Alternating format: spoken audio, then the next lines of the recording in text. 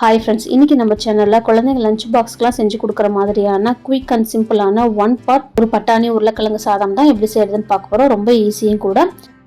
இந்த பட்டாணி உருளைக்கிழங்கு சாதம் பண்ணுறதுக்கு ஒரு மசாலா பேஸ்ட் ரெடி பண்ணிக்கலாம். அதுக்கு ஒரு மிக்ஸி ஜாரில் ஒரு பச்சை மிளகாய், ஒரு 7லேருந்து 8 பல்ல அளவு பூண்டு, ஒரு துண்டு இஞ்சி, ஒரு சின்ன பீஸ் பட்டை, 2 கிராம்பு, ஒரு ஏலக்காய் சேர்த்துட்டு தண்ணி எதுவும் சேர்க்காம இந்த மாதிரி குறப்பாக அரைச்சி எடுத்துகிட்டு வந்துக்கோங்க. இது கூடவே ஒரு கை நிறைய கொத்தமல்லி சேர்த்துட்டு லைட்டாக இப்போ இதுக்கு மட்டும் தண்ணி சேர்த்துட்டு நல்லா இந்த மாதிரி பேஸ்ட்டாக அரைச்சி எடுத்து வச்சுக்கலாம்.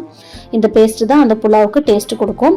இப்போ அடுத்ததாக ஒரு குக்கரில் 2 டீஸ்பூன் அளவுக்கு நெய் சேர்த்துட்டு இது கூடவே 2 டேபிள் ஸ்பூன் அளவுக்கு எண்ணெய் சேர்த்துக்கலாம். எண்ணெய் நல்லா சூடானதும் ஒரு பிரிஞ்சி இலை, ஒரு பெரிய வெங்காயத்தை இந்த மாதிரி மெலிசாக கட் பண்ணி சேர்த்துட்டு இது கூடவே 3 முழு முந்திரியை சேர்த்துக்கலாம்.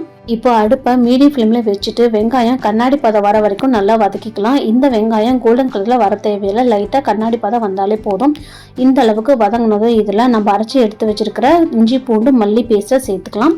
இப்போ இதையும் இந்த எண்ணெயிலேயே நல்லா ஒரு டைம் பரட்டி விட்டதுக்கு அப்புறமா அடுப்பை லோ ஃப்ளேம்லேயே வச்சுட்டு இதோட பச்சை வாசனை போகிற வரைக்கும் 1 நிமிஷம் வரைக்கும் நல்லா இதை வேக விடுங்க. இந்த அளவு நல்லா வெந்ததும் லைட்டாக கலர் சேஞ்ச் ஆகி வரும். அந்த மாதிரி சேஞ்ச் ஆனதும் இதில் ஒரு தக்காளி, 2 உருளைக்கிழங்கு இந்த மாதிரி பெரிய சைஸ் கியூப்ஸாக கட் பண்ணி சேர்த்துட்டு கூடவே 1/2 கப் அளவுக்கு ஃப்ரெஷ் பச்சை பட்டாணி, ஒரு கை நிறைய புதினா சேர்த்துட்டு இது எல்லாத்தையுமே நல்லா ஒரு டைம் மிக்ஸ் பண்ணி விட்டுறலாம். உருளைக்கிழங்கு பட்டாணி ரெண்டுமே உங்கள் சாய்ஸ் அளவுக்கு வேணுங்கிற அளவு சேர்த்துக்கலாம். இப்போ இது கூடவே 1/2 டீஸ்பூன் அளவுக்கு உப்பு, 1 கப் அளவுக்கு பாஸ்மதி அரிசிக்கு 2 கப் அளவில் தண்ணி சேர்த்துட்டு நல்லா ஒரு டைம் மிக்ஸ் பண்ணி வச்சுட்டு மூடி போட்டுட்டு ஒரு 5 நிமிஷம் லோ ஃப்ளேமில் வச்சுட்டு நல்லா இதை குக் பண்ணிக்கலாம். அப்போ தான் அந்த உருளைக்கிழங்கு ஓரளவுக்கு நல்லா குக் ஆகி வரும். உருளைக்கிழங்கு பாதி அளவு வெந்துடும் இந்த தம்லேயே.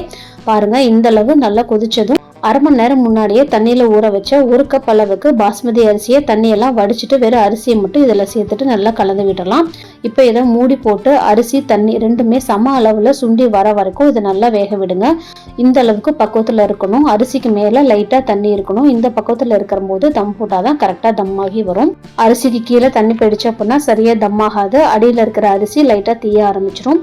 இந்த பக்குவத்தில் மூடி போட்டுட்டு விசில் போட்டுட்டு அடுப்பை லோ ஃப்ளேமில் வச்சுட்டு ஒரு 10 நிமிஷம் வரைக்கும் தம்மில் வச்சு இறக்குனீங்க அப்படின்னா புலாவ் ரெடி. விசில் எதுவும் விட தேவையில்லை, லோ ஃப்ளேமில் தம்மில் வச்சாலே போதும். இப்போ பாருங்கள், 10 நிமிஷம் நல்லா தம்மானதுக்கப்புறம் நான் ஓப்பன் பண்ணி காட்டுறேன். நல்லா அரிசியெல்லாம் நல்லா உதிரியாகவே வெந்திருக்கு. நல்லா லாங் ரைஸாக வந்திருக்கு பாருங்கள். கொஞ்சம் கூட அடியில் தீயில நல்லா கரெக்டான பக்குவத்தில் தம்மாகி வந்திருக்கு. நல்லா உதிரியாகவே இருக்குது. நல்லா கம்மன்னு அவ்வளோ வாசனை செய்யும் பொழுதே. இந்த உருளைக்கிழங்கு பட்டாணி சாதத்துக்கு சைட் டிஷ்லாம் எதுவுமே தேவையில்லை, சும்மாவே சாப்பிட்லாம். அவ்வளோ சூப்பராக இருக்கும். இந்த ரெசிபி லஞ்ச் பாக்ஸ்க்கு ஒரு பர்ஃபெக்டான ரெசிபி. கண்டிப்பாக உங்கள் வீட்லேயும் ட்ரை பண்ணி பாருங்கள். ட்ரை பண்ணி பார்த்துட்டு எப்படி வந்துச்சுன்னு எனக்கு கமெண்ட்ஸில் சொல்லுங்கள். நம்ம சேனல் பிடிச்சிருந்தால் லைக் பண்ணுங்கள், ஷேர் பண்ணுங்கள், சப்ஸ்கிரைப் பண்ணுங்கள். தேங்க்யூ.